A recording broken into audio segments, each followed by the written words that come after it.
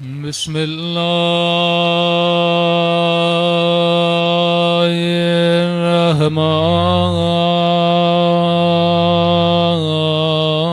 الرحمن الرحيم الحمد لله رب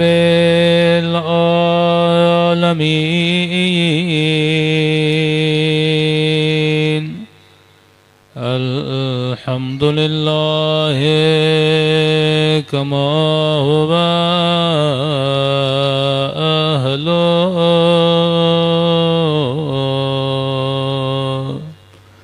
الصلاة والسلام على سيد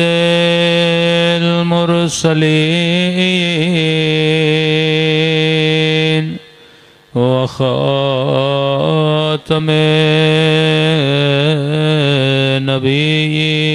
النبيين أبي القاسم محمد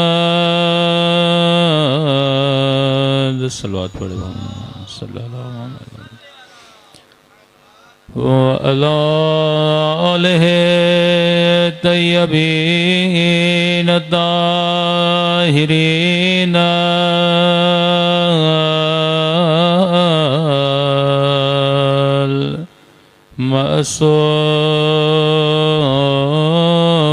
المعصومين سب مل کے دعائے امام زمان اللهم كل وليك حجة ابن الحسن صلواتك عليه وعلى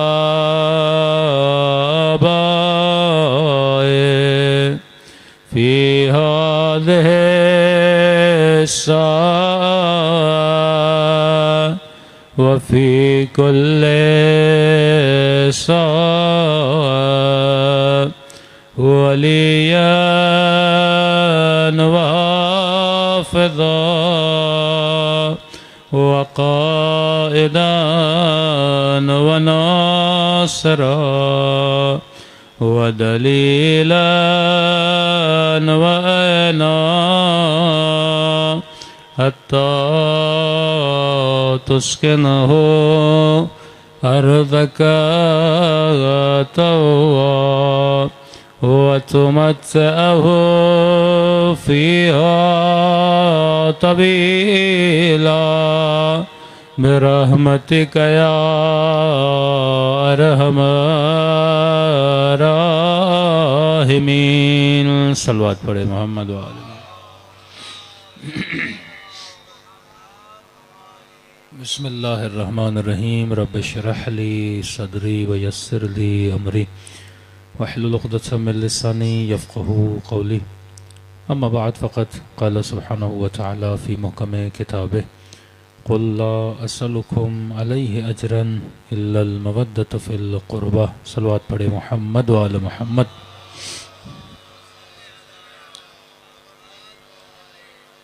ایک بیدار صلوات پڑھیں وہ آواز بلند بر محمد و آل محمد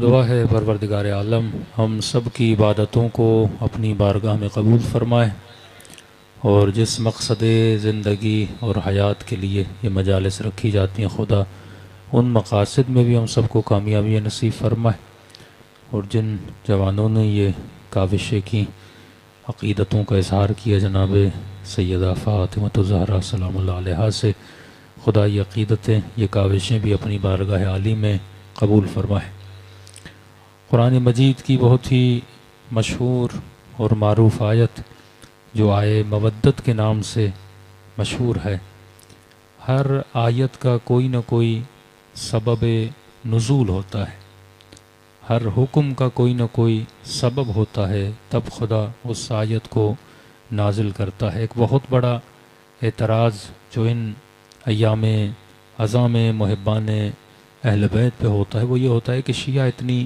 مجلسیں کیوں کرواتے ہیں کہ رات دن ذکر اہل بیت ہوتا ہے، اور کثرت سے ان 2 مہینوں میں اسپیشلی کراچی میں تو پورا سال کسی نہ کسی محلے میں، کسی نہ کسی گلی میں ذکر محمد اور آل محمد ہوتا ہے۔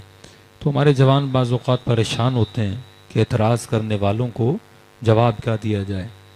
بہت زیادہ کبھی آیتوں میں کبھی حدیثوں میں تو اکثر بولا جاتا ہے بھائی کوئی روایت دکھاؤ، کوئی حدیث دکھاؤ کہ مثلا رسول خدا نے کوئی مجلس کی ہو، یا مولا علی نے کوئی مجلس کی ہو، یا امام حسن نے کوئی مجلس کی ہو۔ اب یہ بیچارہ جوان جواب ڈھونڈتا ہے، تاریخ میں جاتا ہے، اور واقعاً اسے نہیں ملتا مثلا اس طریقے سے مثلا مولا علی نے کوئی مجلس کی ہو، امام حسن نے کوئی مجلس کی ہو، تو پریشان ہو جاتا ہے۔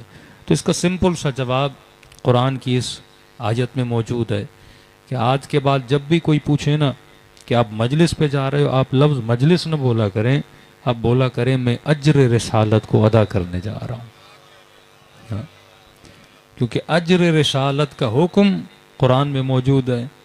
اب اجر رسالت کیسے ادا کرنے جا رہا ہوں؟ تو یہاں پہ نبی نے جس طرح اللہ نے بندے پہ نماز کو واجب کیا، انسان پہ روزے کو واجب کیا، صاحب استطاعت پر حج کو واجب کیا، اسی طرح اللہ نے ہر بندے پہ مودت اہل بیت کو واجب قرار دیا۔ یعنی اب آدمی نماز پڑھے پر بغیر مودت کے پڑھے تو نماز قبول نہیں، روزہ رکھے پر بغیر مودت کے رکھے تو روزے کا کوئی فائدہ نہیں ہے۔ بالکل ایسا ہے کہ انسان بغیر وضو کے صبح سے شام تک نماز بھی پڑھتا رہے تو نماز کا کوئی فائدہ نہیں ہے۔ اسی طرح اگر مودت اہل بیت نہ ہو، لاکھ سجدیں دے، لاکھ عبادتیں کرے، پر ایک بھی عبادت کا کوئی فائدہ نہیں ہے۔ یہ بالکل ایسا ہے کہ شرعی حکم ہے کہ اگر کوئی مزدور آپ کے گھر میں آ کے مزدوری کرے، آپ کے گھر کی دیواروں کو بنائے، چھتوں کو بنائے، محنت کر کے جائے، اگر اس مزدور کی مزدوری نہ دو تو اس جگہ پہ نماز پڑھنا بھی صحیح نہیں ہے۔ مثلا آپ نے امام حسین کی مجلس کروائی، کہیں پہ کرائے سے لاؤڈ منگوا لیے، مجلس ہو گئی، آپ نے کہا اللہ نے مجھے اجر دے دیا، پر اگر لاؤڈ والے کے پیسے نہیں دیے تو مجلس کا ثواب نہیں ہے۔ جب تک کسی مزدور کی مزدوری ادا نہ کرو، خدا کہتا ہے پہلے میرے بندوں کی مزدوری دو، پھر میں تمہاری محنتوں کا تمہیں اجر عطا کروں گا۔ پہلے میرے بندوں کا شکریہ ادا کرو، پھر میں خدا تمہارا شکریہ ادا کروں گا۔ اب یہ ہے کائنات کا چھوٹے سے چھوٹا مزدور جو کسی کا گھر بنائے، کوئی آپ کو لاؤڈ کرائے پہ دے دے، کوئی آپ کو شامیانے کرائے پہ دے دے، اگر ان کی مزدوری کا حق ادا نہ کیا جائے تو فرمایا کوئی اجر نہیں ملتا۔ اور کائنات کا سب سے بڑا نبی جس نے دین خدا کے لیے مزدوری کی، جس نے پتھر کھائے، جس نے اپنے چچا حمزہ کو شہید کروایا، جس نے کائنات کے لیے اتنی قربانیاں دیں، اب وہ حبیب کہہ رہا اے مسلمانوں مجھے یہ بتاؤ میں نے اتنی محنتیں کی، کیا میں نے زندگی میں کبھی تم سے کچھ مانگا؟ کہنے لگے نہیں یا رسول خدا۔ جناب سیدہ کا خطبہ پڑھیے، بھی فرماتے ہیں اے عرب وہ وقت یاد کرو کہ تم مکے کی گلیوں کے گڑھوں میں کھڑے ہوئے نجس پانی کو پیا کرتے تھے۔ یہ تجھے کس نے بتایا کہ پاکیزگی کیا ہوتی ہے، نجاست کیا ہوتی ہے؟ یہ میرے بابا تھے۔ آج ہاتھ میں 2 گلاس رکھو، ایک میں مثلا نجس پانی ہو، ایک میں پاک پانی ہو، اس پانی کی تمیز جب ہم کر پاتے ہیں نا کہ یہ نجس ہے یہ پاک ہے، یہ کس نے ہمیں بتایا؟ یہ رسول خدا نے بتایا کہ آج یہ جو تم تمیز کر پا رہے ہو کہ پاکیزگی کیا ہوتی ہے، نجاست کیا ہوتی ہے، میرے بابا نے تجھے سکھایا کہ نجاست کیا ہوتی ہے، طہارت کیا ہوتی ہے۔ اے عرب تم برہنہ ہو کر کعبے کا طواف کیا کرتے تھے، تجھے لباس پہننے کی تمیز نہیں تھی، تجھے کس نے بتایا کہ حیا کیا ہوتا ہے، عفت کیا ہوتی ہے؟ وہ عرب جو اپنی بیٹیوں کو زندہ دفن کیا کرتے تھے، فرمایا نہ بیٹیوں کی الفت تھی نہ بیٹیوں کی محبت تھی، جو بیٹی کو عذاب سمجھا کرتے تھے، اسی معاشرے میں مصطفیٰ اپنی بیٹی کے احترام میں کھڑے ہو جاتے تھے۔ اسے کہتے ہیں معاشرے کا مقابلہ کرنا۔ اگر معاشرے میں کوئی برائی ہے، اس برائی کو ختم کیسے کیا جاتا ہے؟ یہ نبی نے بتایا کہ وہ معاشرہ جو بیٹیوں سے نفرت کرتا تھا، نبی نے کہا بیٹیاں عزت بھی ہوتی ہیں، قابل احترام بھی ہوتی ہیں۔ فرمایا عرب وہ وقت یاد کرو، مہینوں مہینوں گزر جاتے تھے، عرب کے یہاں نہانے کا کوئی تصور نہیں تھا۔ ایسے عربوں کو جو مہینوں مہینوں نہاتے نہیں تھے، ان کو دن میں 5 مرتبہ وضو کا عادی بنا دیا۔ کبھی غسل نشاط، کبھی غسل استغفار، کبھی غسل زیارت۔ یہ کس نے سکھایا؟ بیوی فرماتی ہے میرے بابا نے تجھے سکھایا۔ فرمایا وہ عرب کے پورے خطے عرب میں 6 لوگ نہیں ملتے تھے جنہیں لکھنا پڑھنا آتا ہو۔ پورے خطے عرب میں ان عربوں کو کاتب وحی بنا دیا، قابل فضیلت بنا دیا کہ یہ میرے بابا نے تجھے سکھایا۔ اور فرمایا سب سے بدترین کام جو کرتے تھے، اپنی جبینوں کو بتوں کے سامنے جھکایا کرتے تھے۔ وہ جبین جو سب سے اعلیٰ ترین منزل رکھتی ہے، فرمایا اس جبین کو میرے بابا نے تجھے بتایا کہ جبین ہر ایرے غیرے کے سامنے جھکائی نہیں جاتی، یہ وحدہ لا شریک کے دربار میں جھکانے کے لیے ہے۔ اب کہا کہ آئے عربوں، میں نے اتنی محنت کی، میں تم سے کچھ مانگتا نہیں، خود بول اٹھے آئے حبیب خدا، سونا چاہیے سونا دینے کے لیے تیار ہیں، چاندی چاہیے چاندی دینے کے لیے تیار ہیں، جن فصلوں پہ ہمارے درخت لگے ہیں سب آپ کو دینے کے لیے تیار ہیں، کہ مجھے کچھ بھی نہیں چاہیے۔ بلال فرماتے ہیں نبی نے حکم دیا کہ جاؤ اور بلال آواز دو، الصلاۃ الصلاۃ الصلاۃ۔ میں نے کہا یا رسول اللہ وقت نماز نہیں، کس طرح لوگوں کو بلاؤں؟ کہ اذان صرف نماز کے لیے نہیں دی جاتی، مختلف عبادات کے بلانے کے لیے بھی دی جاتی ہے۔ پورے لوگ جمع ہوئے اور کہا کہ میرے ممبر کو بدل دو، ممبر کو وہاں رکھو جہاں سے مجھے میری بیٹی فاطمہ کا گھر نظر آئے۔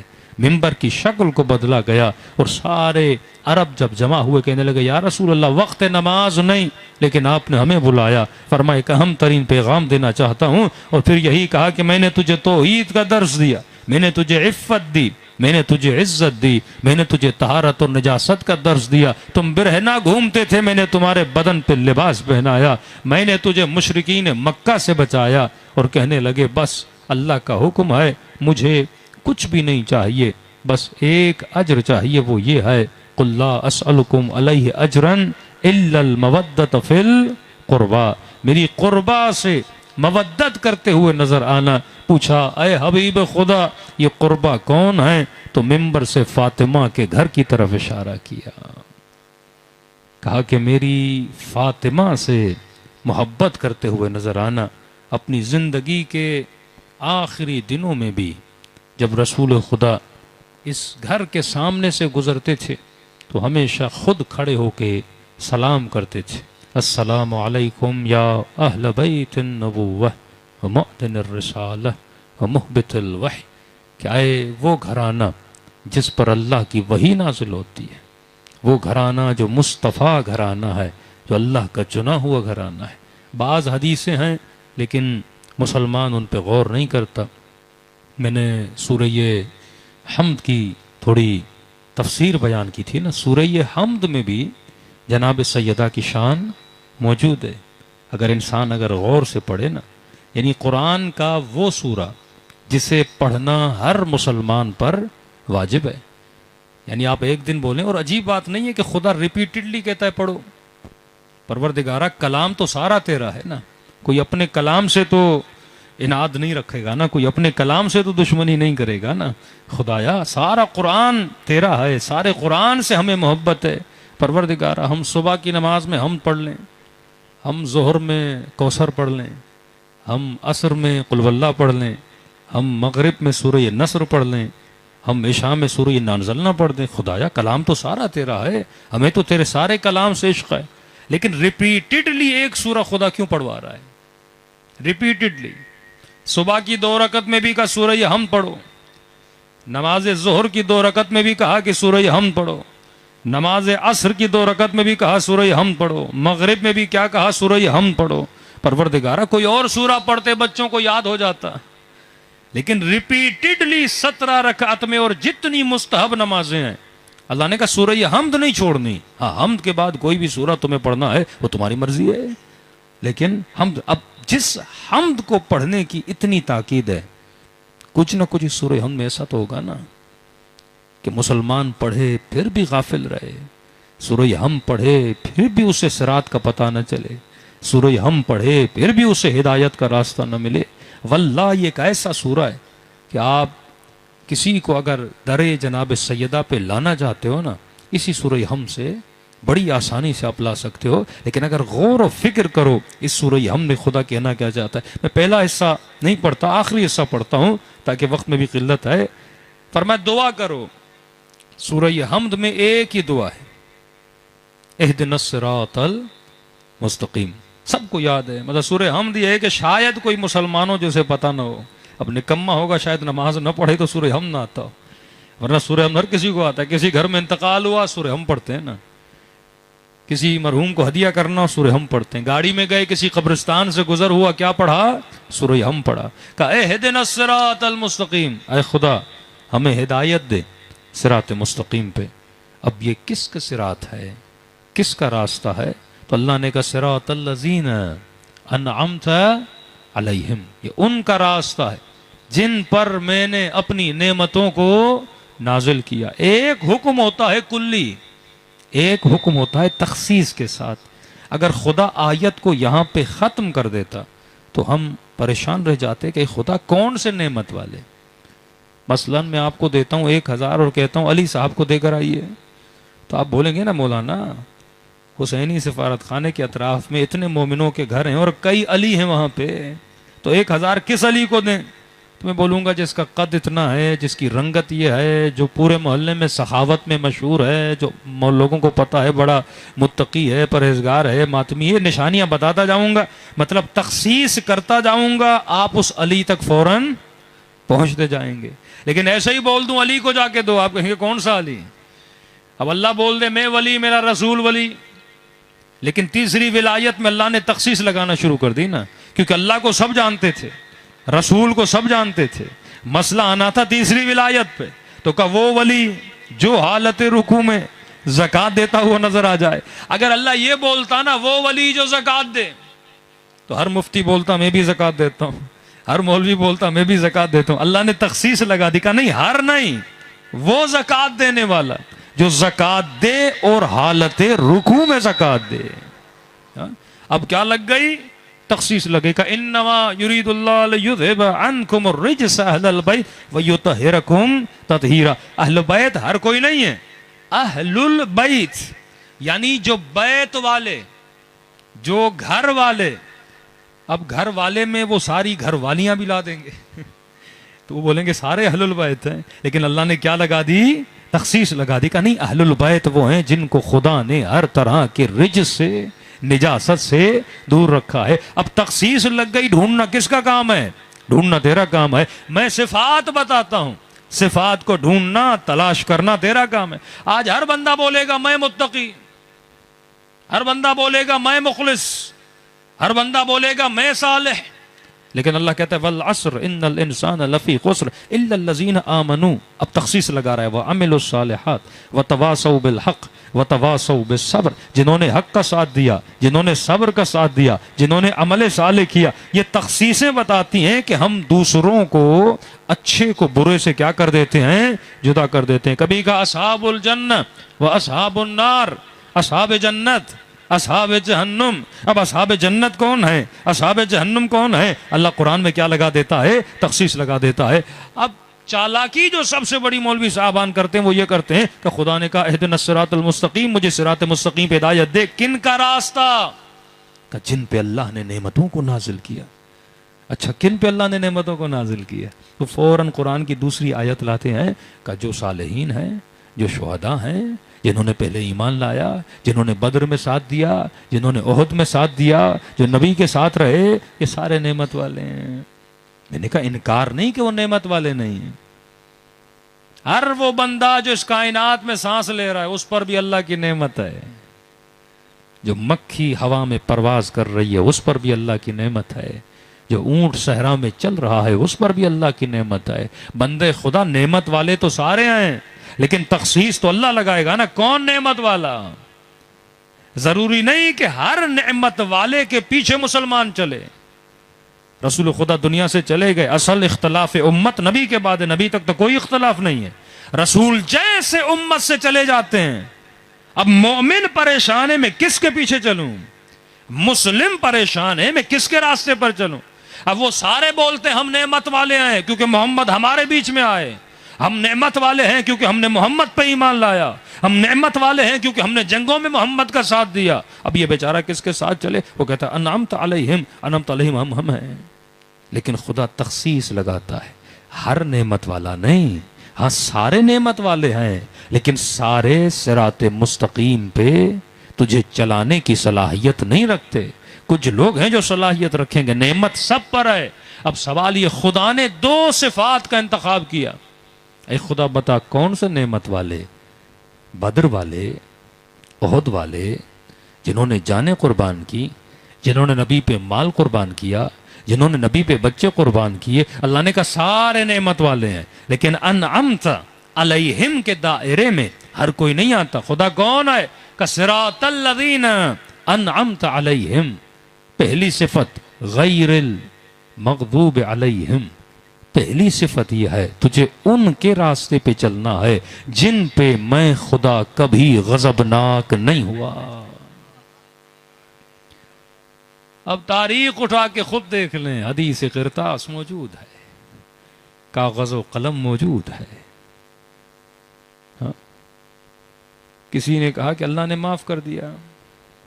ٹی وی پر ایک مناظرہ چل رہا تھا تو شیعہ عالم دین نے سورہ حدید کی آیتوں کی تفسیر آنی تھی، ابھی وہ شیعہ عالم بولا نہیں تھا. تو مخالف جو بیٹھا ہوا تھا اس نے کہا دیکھیے مجھے پتا ہے سورہ حدید کی آیتیں آ گئیں، یہ شیعہ بیٹھا ہوا یہ فوراً کہے گا کچھ لوگ بھاگے تھے. تو شیعہ نے کہا بھائی میں نے تو بولا ہی نہیں، آپ کیسے وہاں پہنچ گئے؟ کہ نہیں ہمیں پتا اب شیعہ فوراً بولتے ہیں لیکن یہ بات یاد رکھیے آپ کو یہ نہیں بولنا چاہیے. اس نے کہا کیوں؟ کہ کیونکہ سورہ حدید میں آیت موجود ہے اللہ نے معاف کر دیا تھا. کہ ہم نے کہا اللہ نے معاف نہیں کیا لیکن اللہ نے ذکر تو کیا ہے نا. یہ موضوع اتنا اہم تھا کہ خدا نے سورہ حدید میں اس کا ذکر کیا. کہ ہم بھی کہتے ہیں جو بھاگے تھے ایک ایک کو اللہ نے معاف کر دیا. لیکن سوال یہ ہے کہ جب بھاگ رہے تھے اس وقت خدا غضبناک تھا کہ نہیں؟ انعمت علیہم وہ ہیں جو غیر المغضوب ہیں، یعنی جن پہ خدا کبھی بھی غضبناک نہیں ہوا. زندگی میں ایک مرتبہ بھی غضبناک نہیں ہوا. میں نے کہا مثلا آج میں نے توبہ کی، حر نے جب حسین کا راستہ روکا تھا مولا غضبناک ہوئے تھے کہ نہیں؟ کہا تھا کہ حر تجھ پہ تیری مارو ہے. حسین ایسا جملہ بولے ہیں، غضبناک تھے نا کہ حر نے امام کا راستہ روکا ہے. ہاں پھر معافی مانگی، مولا حسین نے سینے سے لگایا اور حر کو کیا کر دیا؟ معاف کر دیا. معافی ہوتی ہے، ہم بھی گناہ کرتے ہیں اللہ معاف کر دیتا ہے. لیکن اے بندے خدا جب تو گناہ کر رہا ہوتا ہے اس وقت اللہ غضبناک ہوتا ہے کہ نہیں ہوتا؟ اس وقت تو غضبناک ہے نا. کہا یہ انعمت علیہم وہ ہیں جن پہ خدا کبھی بھی غضبناک نہیں ہوا. جس نے زندگی میں ایک مرتبہ بھی شراب پی ہو، ایک مرتبہ بھی بت پرستی کی ہو، اللہ ان دنوں میں کیا تھا؟ غضبناک تھا. تو ان کے راستے پہ نہیں، کن کے راستے پر؟ امت کی لیڈنگ، امت کی رہبری اللہ اس کے ہاتھ میں دیتا ہے جس پر ایک لمحے کے لیے بھی خدا غضبناک نہیں رہا. وہ انبیاء ہیں، وہ ائمہ ہیں، وہ 12 امام ہیں جنہوں نے زندگی میں ایک مرتبہ بھی خدا کو غضبناک نہیں کیا. دوسری صفت خدا نے بیان کر کے مہر لگا دی کہ وَلَضَّالِّينَ، میں کبھی ان پر غضبناک نہیں ہوا. اور یہ انعمت علیہم وہ ہیں جو زندگی میں ایک لمحے کے لیے بھی کبھی گمراہ نہیں رہے. ضال کہتے ہیں گمراہی کو. اب ہر صحابی کے نام کے آگے رضی اللہ عنہ آتا ہے لیکن جب علی مرتضیٰ کا نام آتا ہے تو کہتے ہیں کرم اللہ وجہہ. خود ہی بتاتے ہیں کہ سب رضی اللہ ہیں، علی کرم اللہ کیوں ہیں؟ کہ کیونکہ سب کے سر بتوں کے سامنے جھکے تھے، علی کا وہ واحد سر ہے جو کبھی کسی بت کے سامنے نہیں جھکا.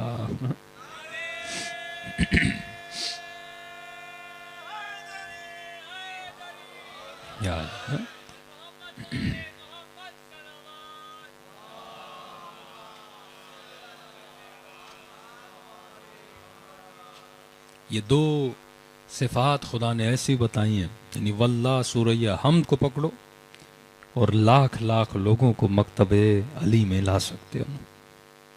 اکثر لوگ شیعہ بنے، جناب سیدہ کے واقعے کی وجہ سے اکثریت جو کنورٹڈ شیعہ آپ کو ملیں گے، انٹیریئر سندھ چلے جائیں، انٹیریئر پنجاب چلے جائیں، کئی جب ہم کنورٹڈ شیعہ سے ملتے ہیں نا، ہم کہتے ہیں اب کون سی وہ ٹرننگ پوائنٹ تھی آپ کی زندگی میں جس نے آپ کو شیعہ بنایا؟ کہتے ہیں ایک چیز ہم نے سنی کہ نبی کی بیٹی دربار میں گئی اور امت نے حق نہیں دیا. تو کہتے ہیں ہم نے مفتی سے، شیعہ عالم نے کہا بس اگر ہم جھوٹے ہیں آپ اپنے مولوی سے پوچھ کے آؤ، لیکن اسے کہنا کہ سوال کا جواب دے، اس کی تشریح میں نہ جائے. تو ایک دیہاتی بیچارہ تھا، کہتا تھا میں نے جیسے سنا اتنی ہم آل رسول سے محبت کرتے تھے اور ہمیں پتہ چلا کہ نبی کی بیٹی حاکم کے پاس گئی اور کہا کہ میرا حق ہے مجھے دے دے، اور شیعہ عالم کہتے کہ نہیں ملا نبی کی بیٹی کو حق. کہتا میں چلا گیا مدرسے میں اپنے مفتی کے پاس، میں نے کہا ایسا کچھ ہے کیا؟ نبی کی بیٹی گئی تھی، مولوی صاحب نے کہا گئی تھی. اس کا تو انکار ہی نہیں ہے نا. کہتے ہیں بھائی دروازے کو آگ نہیں لگی. دیکھیے ان چیزوں پہ بحث نہیں کریں جس میں وہ آپ سے سند مانگیں اور وہ سند اہل سنت کی کتابوں میں نہ ملے، اس پہ بحث ضعیف ہو جاتی ہے. آپ نے بحث اس بات پہ کرنی ہے جو ان کی کتابوں میں موجود ہے. محکمات پہ بحث کریں. امام نے کہا ابن عباس متشابہات پہ بات نہیں کرنا خوارج سے، محکمات پہ بات کرنا. متشابہ مطلب ہمارے پاس ہے ان کے پاس نہیں ہے. اب چلو ہم مانتے ہیں اس چیز کو، ضروری نہیں ہم اسے پورا واقعہ منوائیں. ہماری ایک بعض اوقات کمزوری یہ ہوتی ہے، ہم چاہتے ہیں کہ ہو بہو جیسے ہم مانتے ہیں دوسرا مسلمان بھی مانے. یہ ممکن نہیں ہے. آپ اسے اے منواؤ، بی وہ خود مان جائے گا، بی مان لے گا تو سی پہ خود بخود آ جائے گا. آپ فوراً زیڈ تک جانے کی کوشش نہ کیا کرو، ایک نادانی ہوتی ہے. ہم نے کہا صرف اتنا پوچھ کے آؤ کہ نبی کی بیٹی گئی تھی یا نہیں. دوسرا انہوں نے حق مانگا تھا، ملا تھا نہیں ملا. اب ظاہر دیہاتی بندہ بڑے غیرتی ہوتے ہیں، اس نے جیسے سنا پریشان ہوا، سیدھا مفتی اور مولوی کے پاس گیا. کیا سنا ہے نبی کی بیٹی دربار میں گئی تھی؟ مجھے اتنا بتاؤ. اس نے کہا گئی تھی. کہا کہ کچھ ایسی بات ہوئی تھی کہ یہ باغ میرا ہے، میرے بابا کا ہے، مجھے دیں. کہاں ہوئی تھی؟ کہا حق ملا تھا کہ نہیں؟ کہا کہ نہیں ملا. کہ اگر نبی کی بیٹی میرے پاس آتی نا اور خدا نہ خواستہ ان کی چیز نہ بھی ہوتی، میں اپنی چیزیں نبی کی بیٹی کو عطا کرتا، ان کو کبھی دربار سے خالی ہاتھ نہ لوٹاتا. اب مولوی نے کہا آپ ہماری تشریح تو سنیے، یہ مسئلہ تھا اور انبیاء کے جو بچے ہوتے ہیں وہ ورثہ نہیں لیتے. اور کہا یہ بات میں آپ سے پوچھ ہی نہیں رہا، میرا ایک ہی سوال ہے، حق ملا تھا کہ نہیں ملا تھا؟ اس مسجد سے کہہ رہے باہر نکلا، کہنے لگا آج کے بعد میں ایسے مکتب میں نہیں رہ سکتا جس میں نبی کی بیٹی کو خالی ہاتھ لوٹا دیا جائے. تقدس سے اہل بیت کو پامال کیا گیا. اب یہ ہے نا غیر المغضوب، یعنی انعمت علیہم، وہ ہیں جن پہ خدا کبھی غضبناک نہیں ہوتا. مثلا آپ کو کوئی بولے کہ بھائی مولانا آج بڑے غصے میں تھے، تو آپ پوچھیں گے آپ کو کیسے پتا چلا مولانا غصے میں تھے؟ تو انہوں نے کہا بھائی مولانا کے چہرے پہ سرخی تھی یا مثلا لہجے میں سختی تھی، ہمیں محسوس ہوا کہ وہ بڑے غصے میں. سوال یہ خدا جسم نہیں رکھتا اور کہتا ہے غیر المغضوب علیہم، یہ وہ ہیں جن پہ میں کبھی غضبناک نہیں ہوا. پروردگارا مجھے کیسے پتا چلے تو کس پہ غضبناک ہوتا ہے کس پہ نہیں ہوتا؟ تو غصہ کرے تو پتا چلے نا، تو نظر آئے تو پتا چلے نا. نہ میں تیرے چہرے کو دیکھ پا رہا ہوں تو میں جج کیسے کروں کہ آج خدا غصے میں ہے آج خدا خوش ہے؟ جس بندے کا جسم ہے آپ جج کر سکتے ہو نا کہ آج غصے میں ہے آج خوش ہے، لیکن پروردگارا مجھے تیرا کیسے پتا چلے تو غصے میں ہے؟ تو نبی نے حدیث فرمائی فاطمہ تو بضعۃ منی، فاطمہ میرے جگر کا ٹکڑا ہے. من ابغضھا فقط ابغضنی، جس نے فاطمہ کو غضبناک کیا اس نے مجھے غضبناک کیا، اور جس نے مجھے غضبناک کیا اس نے کسے غضبناک کیا؟ خدا کو غضبناک کیا. یعنی جو فاطمہ کو ناراض کرے وہ بی بی کو ناراض نہیں کر رہا، وہ کسے ناراض کر رہا ہے؟ اللہ کو ناراض کر رہا ہے. یعنی اللہ کے غصے کا پتہ سیدہ کے چہرے سے چلتا ہے. یہ دیکھو سیدہ جس سے غضبناک ہیں اس سے پروردگار عالم غضبناک ہے. پھر فرمایا اولنا محمد اوسطنا محمد آخرنا محمد بل کلنا محمد. اگر خدا کے غصے کو دیکھنا ہے یہ دیکھو اہل بیت کس پہ غضبناک ہیں، اور اگر اللہ کی خوشیوں کو دیکھنا ہے دیکھو اہل بیت کس سے خوش ہوتے ہیں. اب اگر سلمان کہے نا کہ خدا مجھ سے راضی ہے تو بندہ یقین کر لے، کیونکہ اگر سلمان سے علی راضی ہیں تو سلمان سے اس کا رب بھی راضی ہے. صلوات پڑھے محمد و آل محمد پر.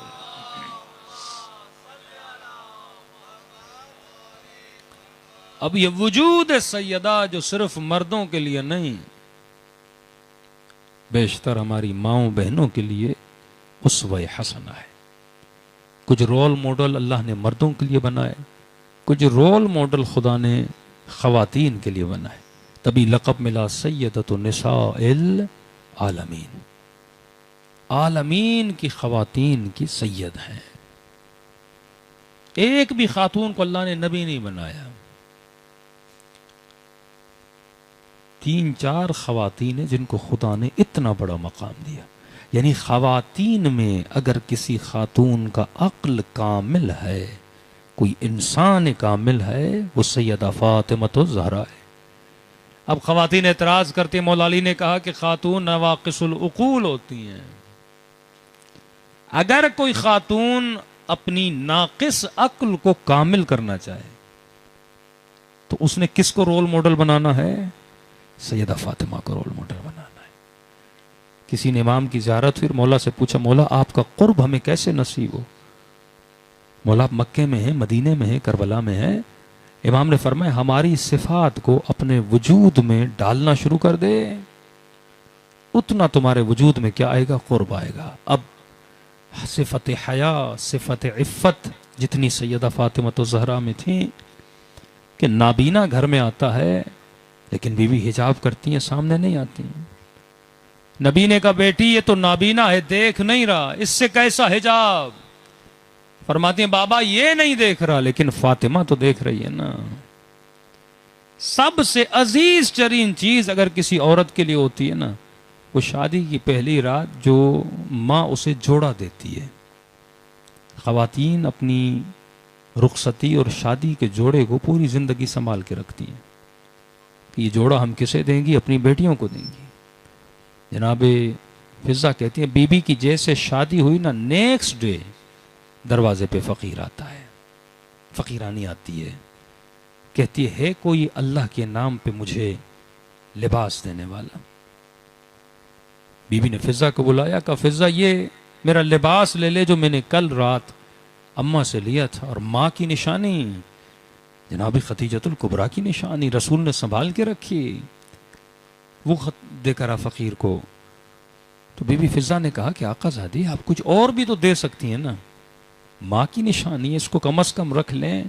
کہ اللہ کا حکم ہے جو تجھے سب سے زیادہ پسند ہے وہ میری راہ میں دیا کرو. کہا یہی سبق میں نے اپنی اماں سے سیکھا تھا.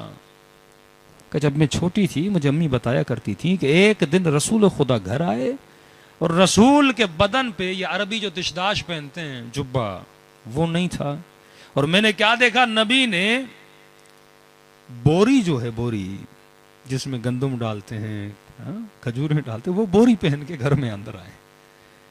بی بی خدیجہ نے کہا یا رسول اللہ آپ کی قمیض کہاں گئی؟ نبی نے فرمایا کہ گھر واپس آ رہا تھا، مجھے گلی میں کوئی مسکین ملا جس کے بدن پہ لباس نہیں تھا. میں نے کہا میں گھر جاؤں گا وہاں دوسری قمیض پڑی ہے میں پہن لوں گا، لیکن اس کے بدن پہ لباس نہیں ہے. میں نے اسے لباس دے دیا، اس کے پاس ایک بوری تھی وہ میں پہن کے کہاں گیا؟ گھر آ گیا. اس دن میری اماں نے کہا کہ فاطمہ جو تجھے سب سے زیادہ پسند ہو نا وہ اللہ کی راہ میں عطا کیا کرو. پوری زندگی گزر گئی، علی ابن ابی طالب سے کچھ بھی نہیں مانگا. آج میں اپنی ماں بہنوں سے پوچھتا ہوں یہ اطاعت شوہر کی گھر میں ہے؟ کہ بی بی سے پوچھا بی بی عورت کا جہاد کیا ہے؟ سیدہ فرماتی ہیں عورت کا جہاد یہ ہے، وہ عورت سب سے بڑی مجاہد ہے جو اپنے گھر میں بہترین شوہرداری کرتی ہے. خواتین آج کل فون کرتی ہیں مولانا شوہر کا مزاج بڑا تلخ ہے، بڑے سخت مزاجی میں بات کرتا ہے، ہم سے برداشت نہیں ہوتا اس کے ساتھ رہے. میں نے کہا بی بی نے کیا کہا تھا؟ عورت کا جہاد کیا ہے؟ جہاد یہ ہے کہ بہترین شوہرداری کرے. تو میں نے کہا مرد جب جہاد پہ جاتا ہے تو جہاد پہ گول گپے تو نہیں کھاتا, جہاد پہ اسے شربت تو نہیں پلائے جاتے نا. جہاد مطلب تیروں کا آنا, تلواروں کا لگنا. جہاد کا مطلب پتھر کھانا. جہاد کا مطلب پاؤں میں زخم آنا. جہاد کا مطلب اپنی جان پہ کھیل کر اللہ کی راہ میں اپنی جان کا نذرانہ پیش کرنا. میں نے کہا جہاد مشکل کا نام ہے, جہاد آسانیوں کا نام نہیں ہے, جہاد زخموں کا نام ہے. مرد کا جہاد یہ ہے کہ جنگ خیبر میں جائے, جنگ احد میں جائے. مرد کا جہاد یہ ہے کہ دشمن خدا کے مقابلے میں جائے. مرد کا جہاد یہ ہے کہ حسین کا مقابلہ کرتے ہوئے کربلا کے میدان میں اپنی جان کا نذرانہ پیش کرے. عورت کا جہاد کیا ہے؟ گھر کے اندر جو مصیبتیں اور آلام آتے ہیں ان پہ کیا کرے؟ صبر کرے. جس میں صبر نہیں اس کی رول ماڈل جناب سیدہ نہیں. جو زبان دراز ہے اس کی رول ماڈل جناب سیدہ نہیں. مولا فرماتے ہیں پوری زندگی گزر گئی, جتنی زندگی سیدہ کے ساتھ مولا نے گزاری, کہ زندگی میں ایک مرتبہ بھی بی بی نے مجھ سے کوئی ڈیمانڈ نہیں کی. اور جب بیمار ہو کے بستر مریضی پہ آتی ہیں, مولا منتیں کر رہے ہیں کہ نبی کی بیٹی علی سے کچھ مانگو, میری بھی تو حسرت ہے, آپ مجھ سے کچھ مانگے. بی بی نے کہا علی جب میری شادی ہوئی تھی نا, بابا نے ایک جملہ کہا تھا, فرمایا کہ فاطمہ علی مالی اعتبار سے اس وقت اتنا مضبوط نہیں ہے, ایسا نہ ہو تم علی سے کچھ ایسا مانگو علی نہ دے سکے اور شوہر بیوی کے سامنے شرمندہ ہو جائے. کہ بہترین عورت کبھی اپنے شوہر کو شرمندہ نہیں کرتی. کہ وہ وصیت بابا کی یاد ہے, پوری زندگی گزر گئی.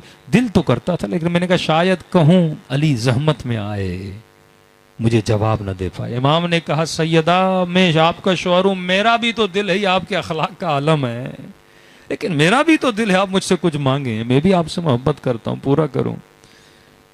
تو اچانک بی بی نے کہا کہ علی دل ہے کہ آج انار کھاؤں. دیکھیے امتحان خدا بڑا عجیب ہے. اہل بیت کی زندگی ہم پڑھتے ہیں نا, یعنی اتنی مصیبتوں کے بعد بھی پھر کہتے تھے رضن برضا, اے خدا علی تیری رضا پہ راضی ہے. مولا فرماتے ہیں بازار گئے غلام کو لے کر کہ سیدہ نے پہلی مرتبہ, بیمار بھی ہیں, مصیبتیں سر پہ آئی ہیں, یعنی یہ واقعہ ہے جب بی بی بستر پہ ہیں, میرے لیے انار لاؤ. مولا فرماتے ہیں میں مارکیٹ میں گیا, بازار میں گیا, کیا دیکھا؟ انار کا موسم نہیں. اعجاز امامت سے اگر منگوانا ہوتا تو مولا انار کا درخت بھی اگوا سکتے تھے نا, لیکن نہیں, زندگی اعجاز سے نہیں گزارنی. کل دنیا بولتی علی تو معجزے سے زندگی گزار رہے تھے نا, مولا نے کہا نہیں, ہم بھی ایسا ہی زندگی گزاریں گے جیسے تم زندگی گزارتے ہو, جیسے تم روزی کی تلاش میں نکلتے ہو, ہم بھی ایسے ہی, جیسے تمہاری عورتیں گھر میں چکیاں پیسیں یا روٹی بناتی ہیں ویسے ہی سیدہ گھر میں روٹی بناتی تھی.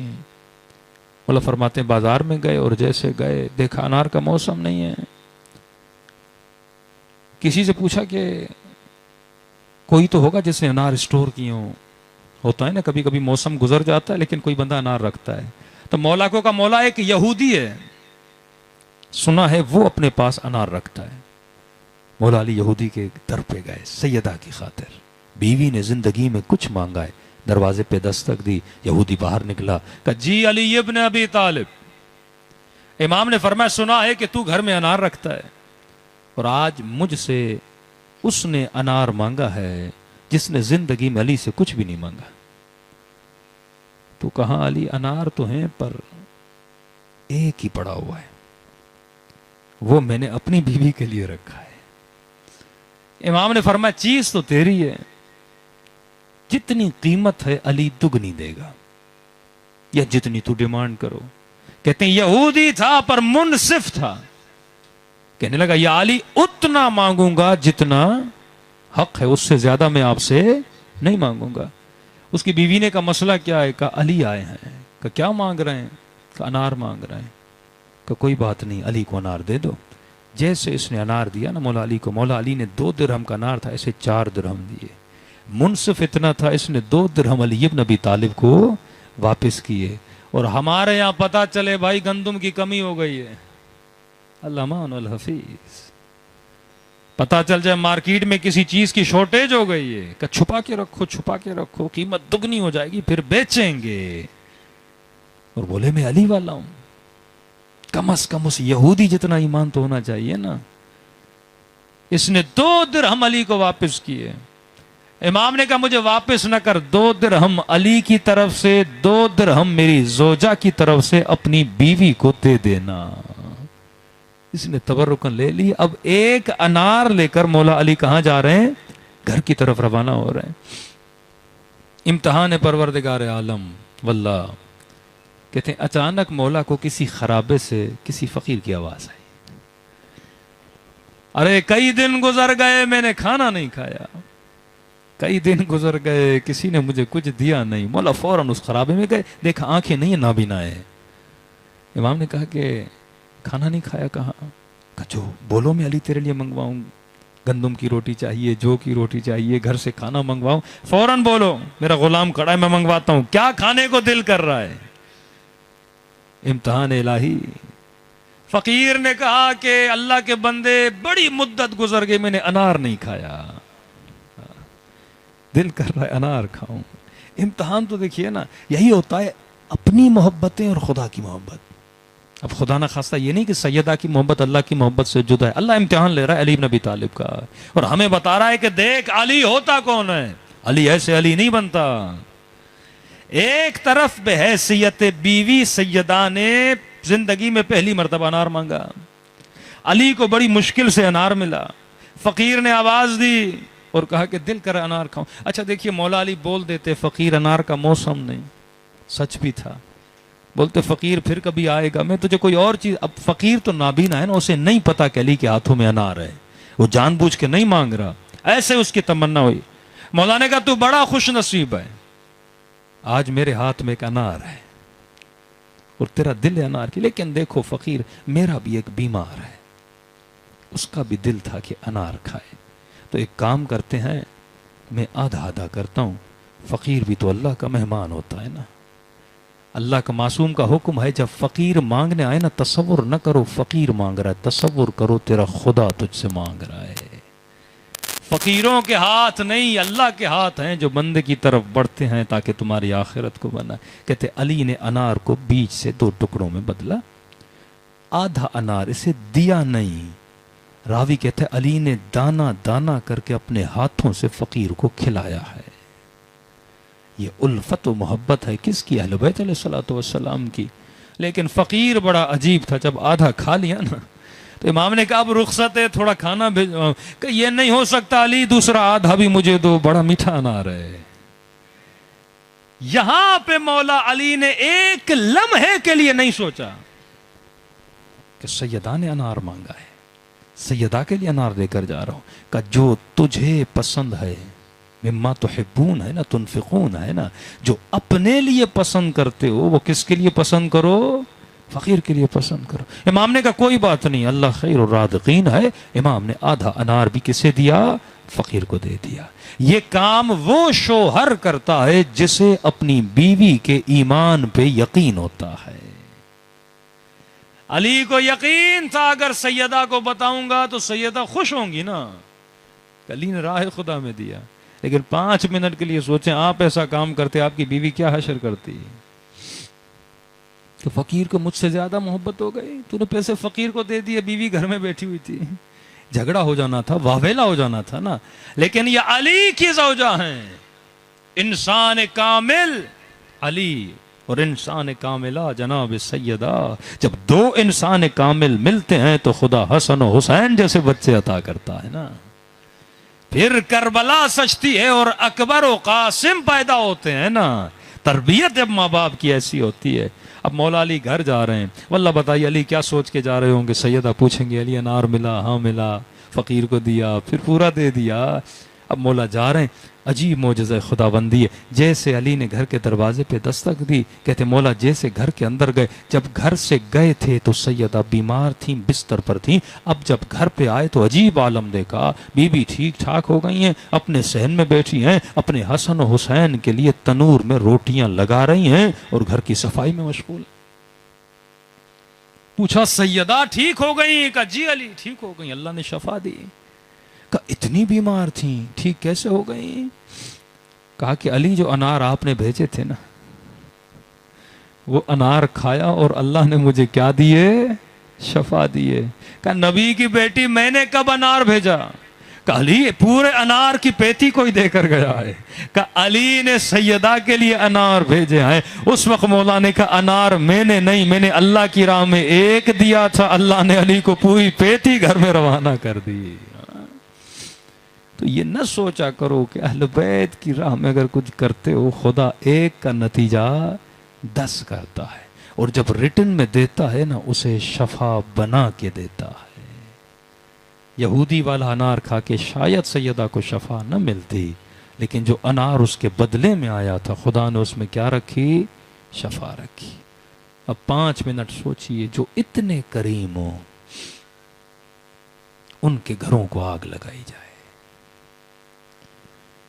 جو اتنی کریمہ ہوں اس بی بی کی پسلیاں توڑی جائیں۔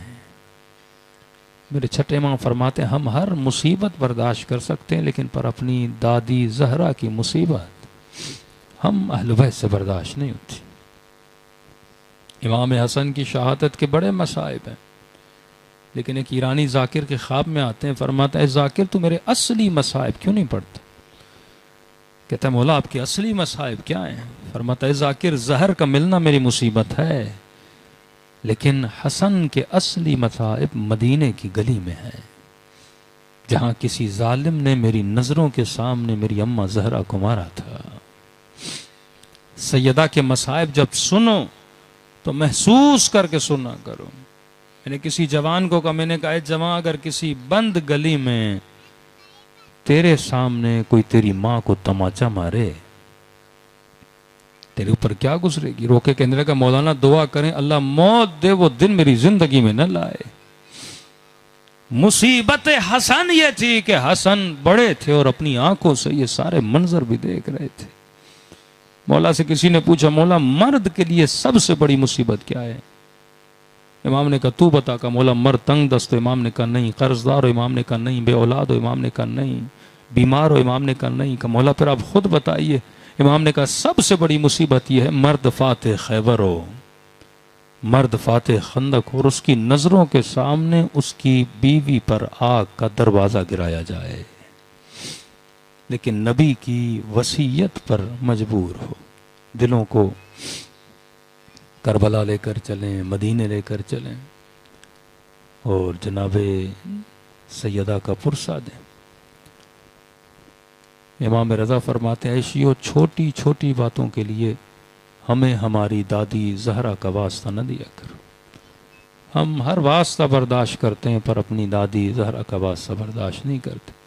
آج امام حسین کو پرسہ دیں، جناب سیدہ کو پرسہ دیں، سیدہ زینب سلام اللہ علیہا کو پرسہ دیں، اور دعا کریں کہ خدا ہم سب کو جنت البقیع کی زیارت نصیب کرائے، اور وہ دن ہماری زندگیوں میں لائے کہ امام زمانہ کا ظہور ہو، تعمیر جنت البقیع ہو، وہ قبر جس پر سالوں سے کوئی سایہ نہیں ہے خدا اس پہ سایہ لائے۔ سب مل کے خلوص دل سے امام حسین کو سلام کریں اور مولا کو پرسہ دیں جناب سیدہ کا، سب مل کے السلام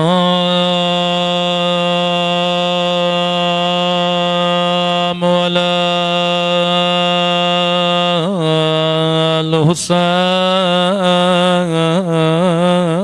الحسین وعلی علی ابن الحسین، سب مل کے وعلی اولاد الحسین وعلی اصحاب الحسین، سب مل کے بلند آواز سے السلام علی الحسین وعلی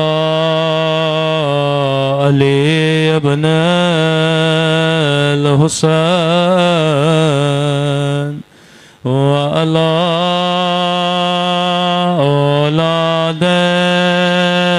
الحسین وعلى أصحاب حسین کی صدا بلند و آوازیں کم ہیں، سب مل کے السلام علی الحسین وعلی علی ابن الحسین وعلی اولاد الحسین وعلی اصحاب میرا سلام ہو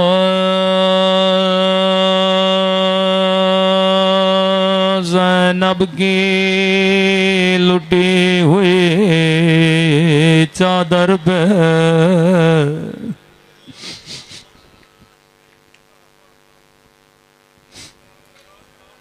آئیے آج کچھ سلام امام زمانہ کے آپ کی خدمت میں رکھوں اور امام زمانہ کو پرسا دیں اپنی ان کی دادی زہرا کے.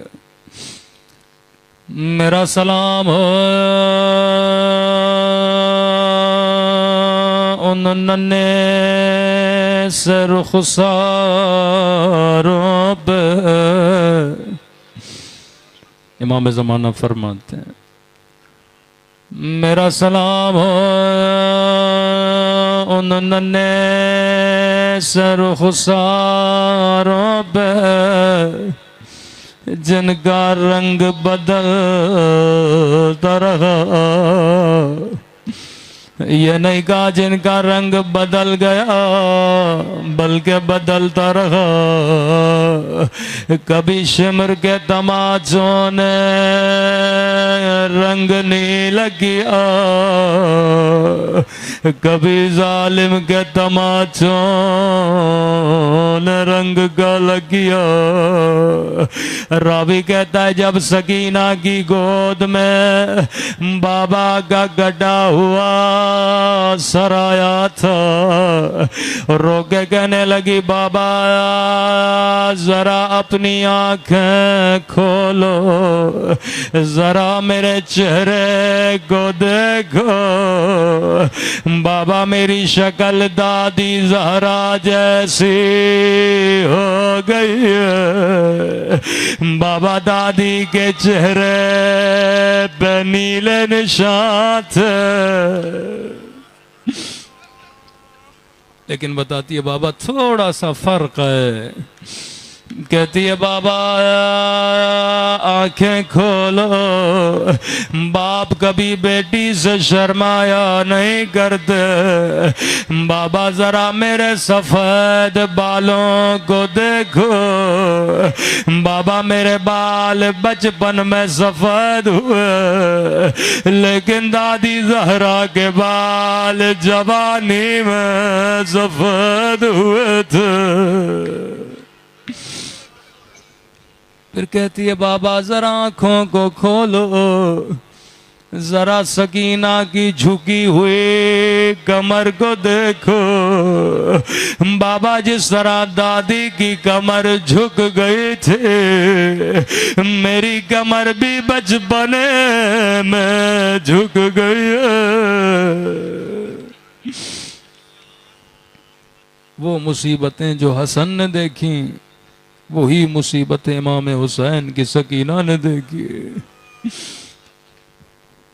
امام رضا فرماتے شیعو چھوٹی چھوٹی باتوں کے لیے ہمیں ہماری دادی زہرا کا واسطہ نہ دیا کرو.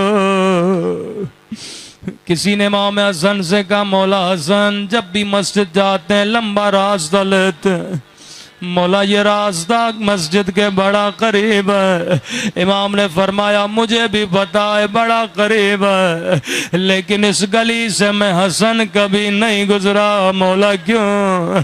فرمایا اس گلی میں اس لئی کا گھر ہے جس نے میری اماں زہرا پہ آگ بھرا دروازہ گرایا تھا.